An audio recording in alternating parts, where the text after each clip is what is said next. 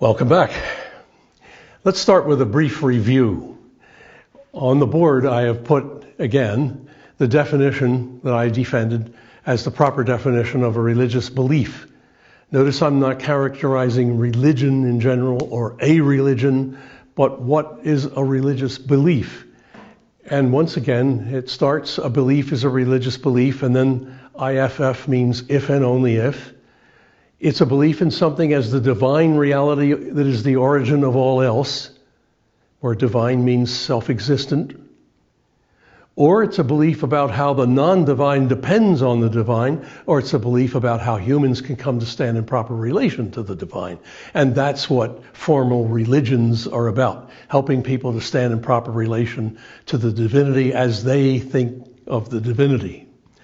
Notice that the last part is also important, that the divine is the self-existent reality, no matter how else it is further characterized. So you have, in Judaism and Christianity and Islam, the divine is God, and God is the transcendent creator and the personal God who enters into his creation and offers human beings redemption. You have in Hinduism and Buddhism that the divine is not a being at all, and not personal. It's the beingness that's in everything. And it is the only real thing. All that appears to be non-divine because it comes into being and passes away is the illusory world called Maya, M-A-Y-A. That's anything that comes into being and passes away, anything that changes, anything that's limited, anything that can be perceived, that can be conceived is Maya. So there, the divine is further characterized by not being characterized. There's no characterization you can make. Buddhists would say, we don't characterize the divine at all. That's right. That's why they call the divine nothingness. Not a thing. Can't be conceived of as a thing. But far from being literally nothing, it's the only thing that really is, and it's self-existent. And it goes under a number of names. I gave those to you before. Suchness, Dharmakaya, nothingness, and so on.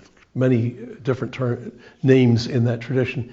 So this is the definition that we came up with, and what we're going to be talking about is belief in God in particular in the rest of the course, and how we can know, or what can we know that God is real, with the emphasis on the word know. Not can we believe it, of course we can believe it. Are we entitled to say that we know it? It's not a belief that is a mere opinion or hope, but a belief that we are justified in saying we can be certain of. Is that the case? Can we ever be certain? And the answer is going to be yes. But we'll explain how. Now, before we leave all that for concentrating just on belief in God and whether belief in God is a justified belief and in what sense and so on, I'd like to trade a little more off of this in order to contrast some of the other ways of thinking about the relation of God to the world, of the divine to the non-divine. And what I'm going to do is use circles. I'm going to use a solid circle to mean the divine reality and a dotted circle to mean the non-divine reality. So the way I would define this, if it was just theism, if it was a diagram that was going to cover Judaism, Christianity, and Islam, then it would look like this.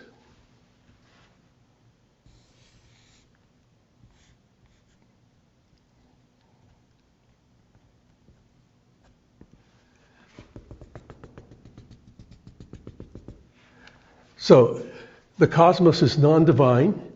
It depends on God. That's what the arrow means.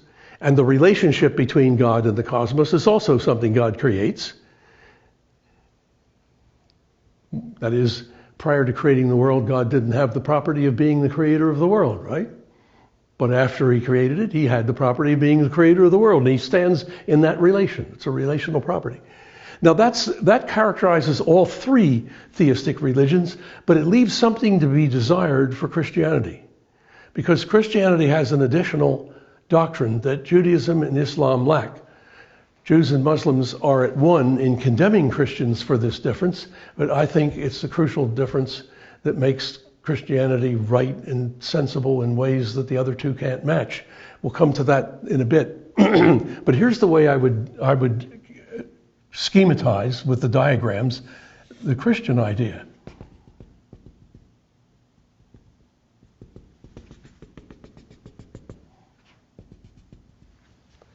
And what this shows is that in the incarnation, God takes created things into himself. Now, this is clearest in the doctrine of the incarnation. The doctrine of the incarnation says that Jesus Christ of Nazareth was not only the Messiah promised to the Jews, but the very incarnation of God himself. And Muslims and Jews both object, wait a minute. The main point of our religion is that nothing created is divine. And that's right. But that's not the way Christians explain the incarnation. And I'm going to quote here from some of the writing that's attached to the Athanasian Creed. It is not that in the incarnation our humanity became divine, but that the divine took our humanity into himself.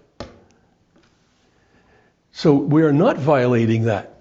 This is still a dotted line. It's still Jesus Christ as a human being is still a creature. But God takes Christ into himself in such a way that Jesus Christ becomes the human side of God and God becomes the divine side of Jesus Christ. So we need a different diagram. We need a different schema for it. And by the way, I'm going to argue in another course I'm going to do sometime that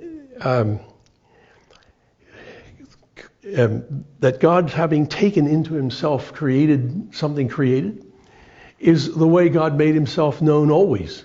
Right from the very beginning of Revelation, God attributes characteristics to himself. He likes this, he's pleased with that, he's angry with this.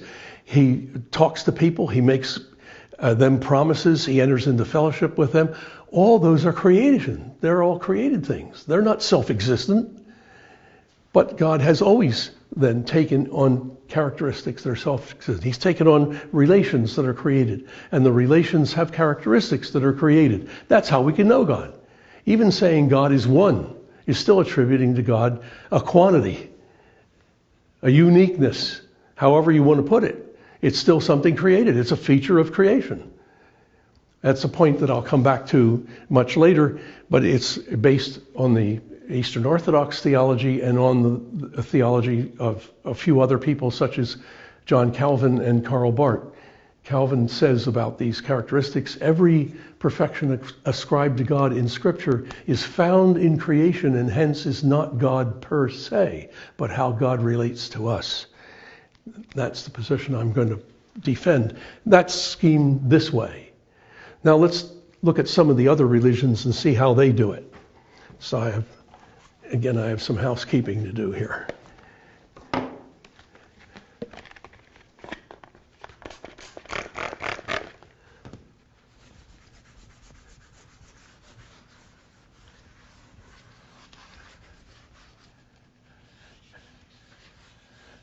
Now these little Venn diagrams are helpful, I think, but they have limitations too, and I'll point out some of those limitations now. Let's take the view that is called in philosophy naturalism. This would look like this.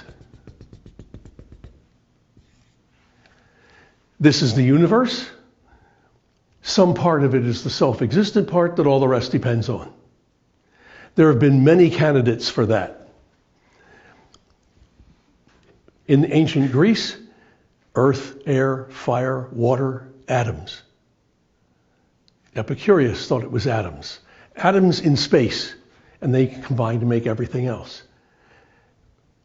Also in ancient Greece, however, there was a dualistic version. There are two divinities, not one.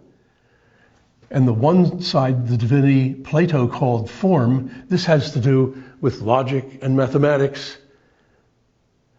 and all that's rational. That's also self-existent, and the other side is matter, and this side organizes this side. The reason matter isn't just a chaos is that it has order. Wherever it has order, it's subject to some kind of rationality. And human rationality is also a little piece of this. So humans also have this division. This is mind and body, or soul and body, when it comes to a human being. So their view of how the divine related to the non-divine generally throughout the cosmos is concentrated and imitated over again in their doctrine of what human nature is like. Human is a combination of a non-physical, rational mind or soul and a physical body. But this is a naturalist point of view. It's still deifying, making divine some elements that are found in something that's found in the cosmos. Now, as over against naturalism in both its one divinity and two divinity forms, there is also another. And this is a view that has a traditional name that isn't quite exactly right. The traditional name is pantheism, which means everything is God, but that's not quite right. It's everything is divine. And I've been talking about Hinduism and Buddhism, and I'm going to schematize it this way. The non-divine, what appears to be non-divine, the illusory reality of Maya, is contained within, is part of, that is generated by the divine, which is not a person, not a god, not an individual, but being itself, the ineffable divine reality that includes and encompasses everything else. And the reason that this schema is limited is that this solid line should be infinitely big. There's no end to it. The world we live in and experience, the world that we deal with in life and death, that's all illusion. That's to be rejected. So the basic insight of this tradition is that it is in humans, how humans stand in proper relation to the divine is to distance themselves, to reject the non-divine.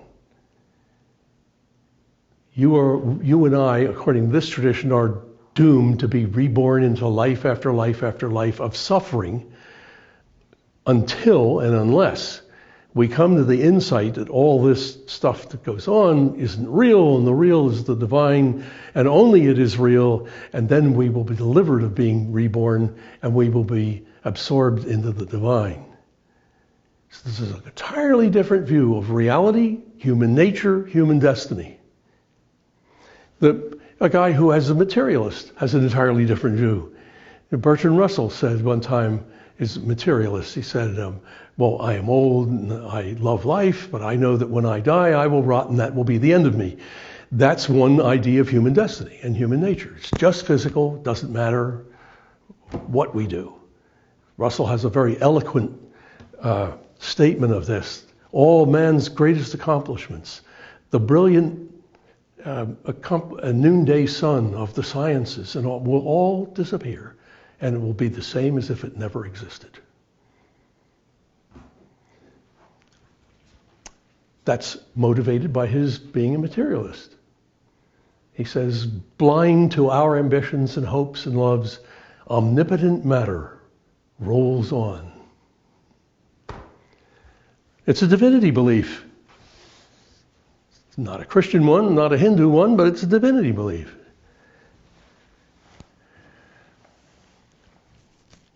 Now, these are samples of different ways of conceiving of the relation of the divine to the non-divine, no matter how the divine is characterized. So that there are all kinds of competing ways of thinking of this. And there are competing ways of thinking of this. Hindus and Buddhists aren't quite exactly the same, and the two of them are closer to one another than to Taoism about how the non-divine depends on the divine. So different descriptions of precisely how the divine is further characterized enter into this when you come into concrete positions taken by people, beliefs taken by people. But that is how this gets divided up. I call these dependency arrangements. Remember, part 2 of our definition was how the non-divine depends on the divine. Here are some schemas that illustrate that. If we played with these circles, we could come up with a lot more schemas. But they don't exist in the world. All the world religions have held only to about 3. One of 3 possibilities. I played around with these circles one day, and it had 2 distinct divinities and being partly overlapped and not, and all that stuff, and came up with about 14 arrangements. They don't exist. So maybe you want to move to California and start your own religion. You can take one of these schemas that nobody's ever tried, and good luck to you. That's sarcasm. I don't wish anybody good luck taking those, because none of them are the truth, which is probably why nobody's bothered with them. Well, here's our definition. Here are some ideas about how the divine relates to the non-divine. And then we come to the last one: how do humans come to stand in proper relation to the divine?